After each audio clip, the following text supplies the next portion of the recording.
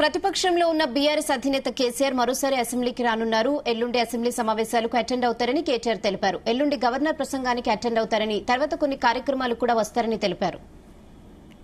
కేసీఆర్ స్థాయి వేరన్నారు. కేసీఆర్ స్థాయికి కాంగ్రెస్ పార్టీలో ఎవరూ సరిపోరని తెలిపారు కేటీఆర్.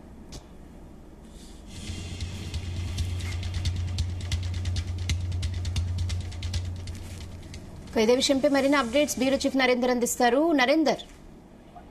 రైనా వైశాలి అసెంబ్లీ ప్రాంగణంలో ఉన్న మనం ఇక్కడ దాసు శ్రవణ్ తో పాటు మిగతా ఎమ్మెల్సీలకు సంబంధించిన కాంగ్రెస్ ఎమ్మెల్సీలు, సిపిఐకి సంబంధించిన దాని నామినేషన్ ప్రక్రియ పూర్తయింది. అనంతరం KTR, BRS working president KTR chit chat నిర్వహించారు. చిట్ చాట్ లో ఎందుకంటే 12వ తేదీ నుంచి అసెంబ్లీ బడ్జెట్ సమావేశాలు ప్రారంభమవుతున్న నేపథ్యంలో కేసీఆర్ వైఖరి, అదేవిధంగా బీఆర్ఎస్ స్టాండ్ ఏంటనే విషయాన్ని ఆయన క్లుప్తంగా చాలా విషయాలు కూడా ఆయన మీడియాతో పంచుకున్నారు.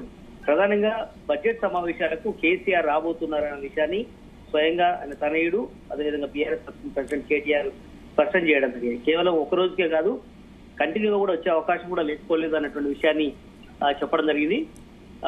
దాంతో పాటు చాలా అంశాలు కూడా చెప్పాడు. ఎందుకంటే రేవంత్ రెడ్డి ప్రెసిడెంట్ ఉన్నటువంటి ముఖ్యమంత్రికి ఏమాత్రం పరిపాలన సాధ్యం కావట్లేదు. ఆయనే రాష్ట్రానికి తీసుకొస్తా అనుకున్న నిధులు ఏమాత్రం తీసుకురాలేదు. కేంద్రం దగ్గర మోకారిల్లుతున్నాడు. రెండు కలిసిపోయాయి అన్నట్టుగా కూడా వ్యవహరిస్తున్నారు. మన ఫలితాలు కూడా ఆ రకంగానే కనిపించాయి.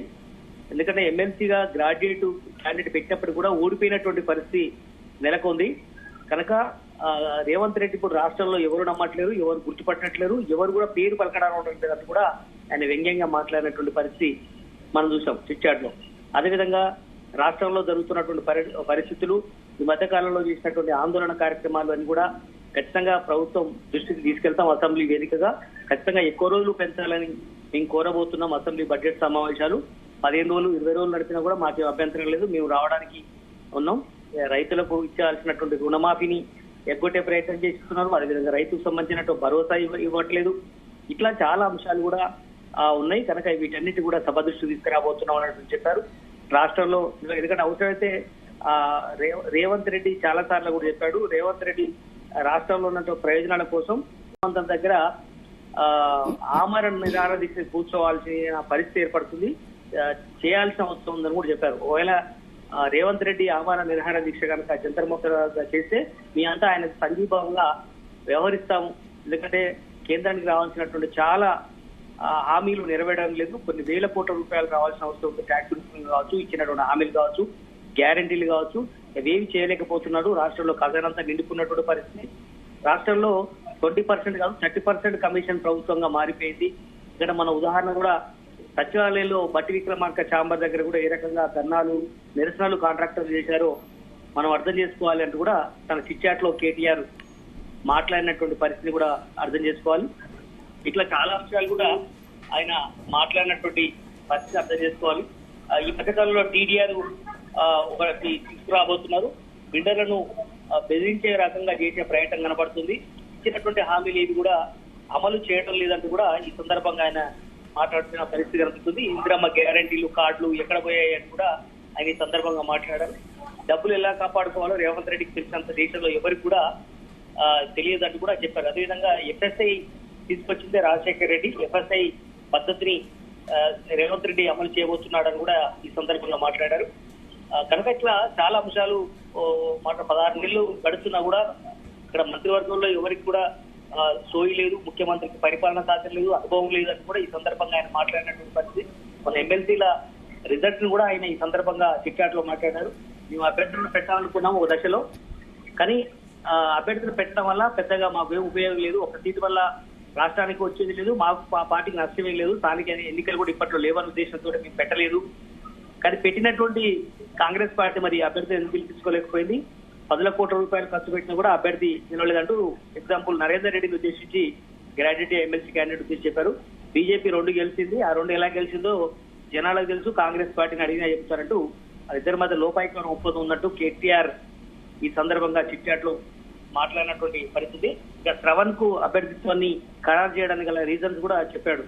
బీసీ వ్యక్తికి మేము ఇచ్చాము, బట్ ఆయన మొదటి నుంచి పార్టీలో లాయల్ గా ఉన్నారు. యాక్చువల్ గా గవర్నర్ కోటాలోనే ఎమ్మెల్సీ కావాల్సిన వ్యక్తి, బట్ కొంచెం ఆలస్యమైనా కూడా మళ్ళొకసారి మేము ఆయనకే కేసీఆర్ అవకాశం కల్పించారు.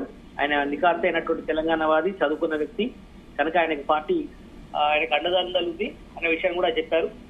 కనుక ఇట్లా చాలా అంశాలు కూడా చెప్పుకుంటూ వచ్చారు. ముఖ్యమంత్రి రేవంత్ రెడ్డి మాత్రం తక్షణమే వెళ్లి జంతర్ మంతర్ దగ్గర రాష్ట్రానికి రావాల్సినటువంటి ప్రయోజనాలన్నింటి మీద దీక్ష చేయాల్సిన అవసరం ఉందని కూడా చెప్పారు. రాష్ట్ర బడ్జెట్ మీద కూడా శ్వేతపత్రం ప్రకటించాల్సిన అవసరం ఉందని కూడా ఈ సందర్భంగా ఆయన మాట్లాడుతూ చెప్పాడు. అసెంబ్లీ సమావేశాల్లో కేసీఆర్ అటెండ్ కావడం, చాలా అంశాల మీద చేసే ప్రయత్నం ఉందన్నారు. అదేవిధంగా తన అరెస్టు కూడా మళ్ళీ వార్తలు చిట్టా రూపంగా రేవంత్ రెడ్డి చెప్పే అవకాశం ఉందని కూడా ఈ సందర్భంగా మాట్లాడారు. ఎందుకంటే కేటీఆర్ లాస్ట్ టైం కూడా బడ్జెట్ సమావేశాల్లోనే కేటీఆర్ గారు అరెస్ట్ కాబోతున్నారు అంటూ పెద్ద ఎత్తున ఒక చర్చకు దారి తీశారు. దాని తర్వాత వాళ్ళు ఏం తీరలేదన్న విషయం తెలిసింది.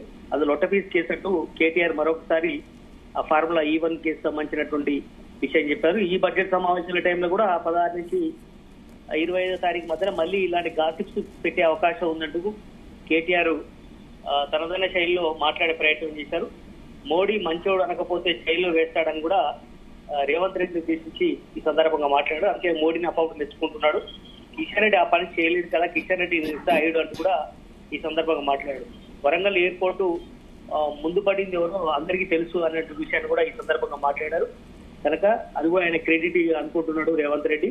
గతంలో కూడా కంటోన్మెంట్ ల్యాండ్ కి సంబంధించి కూడా చివరి దశలో మేము ప్రయత్నం చేస్తే ఆయన అకౌంట్ వేసుకున్నాడు ఎంపీగా ఉన్నప్పుడు. ఇట్లా చాలా అంశాలు కూడా కేటీఆర్ తన చిట్యాట్లో మాట్లాడారు. ప్రధానంగా ఈ అసెంబ్లీ బడ్జెట్ సమావేశాల మీద ఖచ్చితంగా వచ్చేటువంటి 10-12 రోజుల పాటు మా పార్టీ నేతలందరూ కూడా గట్టిగానే ఫైట్ చేయబోతున్నాం, ప్రజా సమస్యల మీద ఎండగడతామని కూడా తన చిట్యాట్లో పేర్కొన్నారు. అయితే నరేందర్, అసెంబ్లీకి కేసీఆర్ వస్తే కాంగ్రెస్ ఏ విధంగా ఎదుర్కొనబోతోంది? ఖచ్చితంగా, ఎందుకంటే మనం చూసాం ఈ గడిచిన 15 నెలల్లో 3 సార్లు మాత్రమే రావడం జరిగింది. ఒకసారి నామినేషన్ సంబంధించిన సందర్భంలో అంటే అభ్యర్థిత్వం ఖరారైన తర్వాత ఎమ్మెల్యేని సంతకం పెట్టడానికి, మరో సందర్భంలో బడ్జెట్ లో మాట్లాడకుండానే బయట వచ్చి మాట్లాడిపోయారు. కనుక అడపదడప వచ్చిపోతున్నటువంటి కేసీఆర్ ఫార్మ్ హౌస్ కే పరిమితమయ్యాడనే ఆరోపణ బీజేపీ కాంగ్రెస్ చేస్తోంది. కనుక 14-15 నెలల నుంచి వెయిట్ చేశాడు కాబట్టి ఇక వెయిట్ చేయడం కాదు, ఇక ప్రజా క్షేత్రంలోకి దూకాలి అన్నటువంటి ఆలోచన కేసీఆర్ చేస్తున్నట్టుగా అర్థమవుతుంది.